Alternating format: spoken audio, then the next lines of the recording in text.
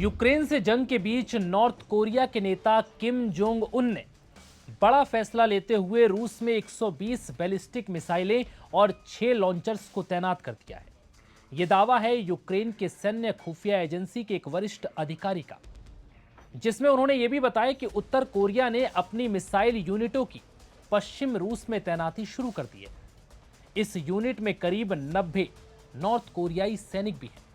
Ukraine की मुख्य खुफिया निदेशालय के अधिकारी आंद्री चेरनियाक के अनुसार रूस इस यूनिट को वोरोनेज क्षेत्र में अपनी 112वीं मिसाइल ब्रिगेड के साथ रखने की योजना बना रहा है। दरअसल नॉर्थ कोरिया का यह कदम रूस और उत्तर कोरिया के बीच पहले से चल रहे सैन्य सहयोग को नए स्तर पर ले जाने वाला है, क्योंकि यूक्रेन पहले से ही high level air defence system की भारी कमी से जूझ रहा है और रूस इस कमजोरी का फायदा उठाना चाहता है।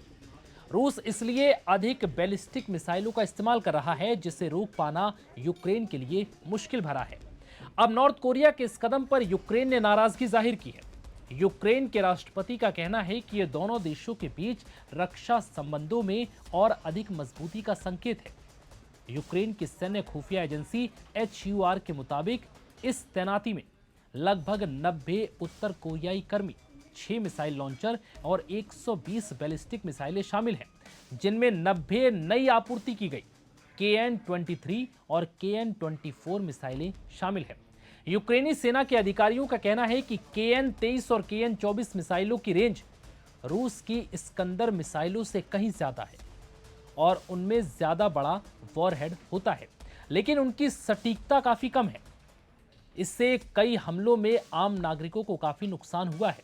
यानी यूक्रेनी सेना के अधिकारियों ने दावा किया है कि यह मिसाइल सही से अपने लक्ष्य को भेदने में सक्षम नहीं है। यह लक्ष्य से इधर उधर भटक कर आम नागरिकों को निशाना बना सकती है। इसलिए यूक्रेन ने आपत्ति जताई है कि इन मिसाइलों से उसके आम नागरिकों को बड़ा नुकसान हो सकता है, क्योंकि ये अपने लक्ष्य को भेदने में कई बार नाकाम साबित हुई हैं।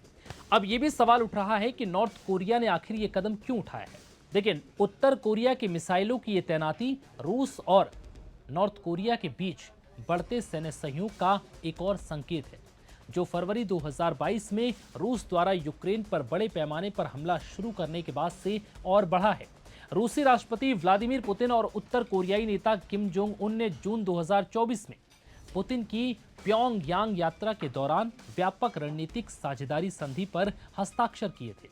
इस समझौते के तहत दोनों देश एक दूसरे को तत्काल सैन्य और अन्य सहायता देने के लिए प्रतिबद्ध हैं, अगर किसी पर भी सशस्त्र हमला होता है तो। वहीं साउथ कोरिया के रक्षा मंत्रालय ने 2024 में बताया था कि नॉर्थ कोरिया ने उस साल फरवरी तक रूस को गोला बारूद से भरे लगभग 6,700 कंटेनर भेजे थे। इनमें 30 लाख से ज्यादा 152 mm आर्टिलरी शेल, लगभग 5 लाख 122 mm राउंड या दोनों का मिश्रण शामिल था। अप्रैल 2025 में प्रकाशित एक रिपोर्ट में पाया गया कि उत्तर कोरिया का सैन्य समर्थन काफी बढ़ गया है। सितंबर 2023 से मार्च 2025 के बीच 4 रूसी कार्गो जहाजों ने उत्तर कोरिया और रूस के बीच 64 यात्राएं की और अनुमानित 40 लाख से 60 लाख आर्टिलरी शेल पहुंचाए गए। बता दें कि अप्रैल 2025 में उत्तर कोरिया ने पहली बार सार्वजनिक रूप से यह स्वीकार किया कि उसने व्यापक रणनीतिक साझेदारी संधि के तहत रूसी सेना के साथ मिलकर लड़ने के लिए सैनिक तैनात किए थे। सरकारी मीडिया ने कहा है कि किम जोंग उन ने इस तैनाती को मंजूरी दी थी और उत्तर कोरियाई सैनिकों ने रूस के कुर्स क्षेत्र में अभियानों में बड़ा हिस्सा लिया था।